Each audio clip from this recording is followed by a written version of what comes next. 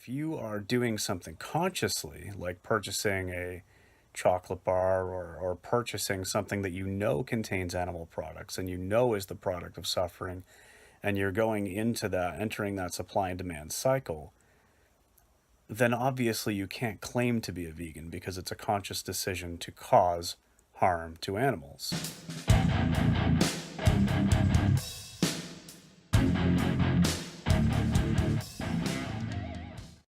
Hey everybody, so welcome back to Vlogust. I guess this is day 8. I think it's 8. Anyway, again, just kind of had a pretty boring day at work and things like that, but I'm home now. And while I was at work, I was listening to a couple of videos. Something that was very prominent in my subscription feed today was about a couple of people who are no longer vegan or who have, I guess, admitted to their audience that they haven't been a perfect vegan this time. And so I don't make drama videos. I don't like making videos where, I'm like throwing anyone under the bus or anything like that. But I'm going to use as an example just to kind of, get my point across. I'll use the example recently, Kalel.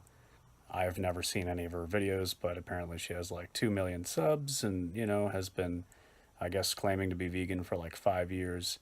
I guess she just admitted on her channel recently that she, in fact, does eat the occasional milk chocolate bar or does buy the occasional pair of leather shoes or do non-vegan things. And so the whole premise anyway, I guess, was, and again, not to dwell on her, I'm just using her as an example. The whole premise of what I wanted to talk about is how you really just cannot be a certain percentage of vegan. So when I personally started off on my, transition from a vegetarian diet to a plant-based diet, sure, at that point in time, 4 years ago, completely ignorant. I would say things like I'm almost vegan or like I'm eating mostly vegan. And, at the time, with my understanding level as it was, that made sense to me. And you kind of expect that from somebody who's like, newer and maybe hasn't quite made all of the connections and the ethical connection. But, as I got going along and, continued to be a part of the plant-based community and following more YouTubers and learning more, I realized, okay, like, I just need to be vegan. Like, I made connections and was like, this needs to happen. And so there you go. I became a vegan. And obviously, I've been a vegan 100% because you can't be any less than that this entire time for 4 years. So, there might be times where somebody purchases something and like there's been times early on when I haven't been paying attention to ingredients as much as I should, or I didn't know as much about like hidden ingredients. So early on, especially like those first few months to a year. Now it helped because Jamie was vegan before me. But you know what? There's things that you're like, oh shit, really? That comes from an animal? So you do have to be careful in that sense. But in actuality, it is not difficult to avoid all intentional harm towards animals. So that's the key, intention.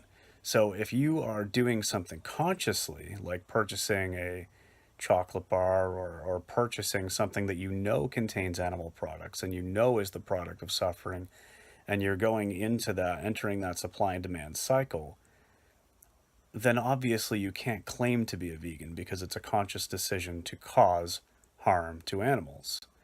So does that make them a bad person? I don't think that makes Kalel or anybody else a horrible person. I think somebody who is 99.9% plant-based is obviously doing better than your typical omnivorous standard American diet person who just doesn't care. But you can't claim to be vegan. It doesn't work on a percentage scale because of its entire philosophy, because of what it stands for.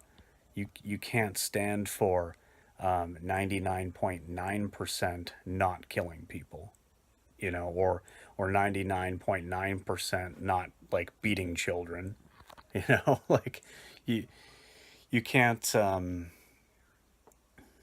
Actually, I was listening in on a video today that Vegan Gains had. It was kind of his response video, and you know what? Think what you will about him. It doesn't matter. Like, I'm not, whatever. Like, I'm not a huge fan. I'll openly admit that. But his logic is flawless in what he said here, which was you can't have a scale. Like, there can't be a tolerance level. Like, how much willful non-vegan action can you tolerate? Well, the answer is none. There can't be a tolerance scale of how much cruelty you can inflict. A murderer is a murderer, a rapist is a rapist, and a non-vegan is a non-vegan. It's just they are absolutes. And so trying to change the definition of that just doesn't make any sense, right? I could call myself a 6'4" black man. That's not going to make it true. All right. Like, I'm a short ass white man, and that's just what it is. So you can't claim to be something that you're not, or you're just being dishonest with yourself. So I think that unless somebody is new to the plant-based lifestyle, and that's where education comes in, that's where just like, people just being real with you really comes in, because there were people that were real with me early on and hey, that's what led me to understand that no, I cannot call myself vegan if I'm just like mostly eating plant foods, but I still have the occasional thing or whatever. That was like 4.5 years ago, and then about 4 years ago I was like, no, this is it. Like, whoa, what am I doing here? And so that's where it comes in. You just you educate people, and that's fine. And then you just accept the reality of the situation, and hopefully you realize that, whoa, I don't need any of these things, and by participating in it, it's just making it bad for animals. So, and then you go vegan, and you can call yourself that. Just don't be dishonest, I guess. That's the whole point. So anyway, guys, thanks very much for watching, and I'll wrap it up here. Like and subscribe, hit that bell so you get notifications whenever I upload new content, and have a great day. Peace.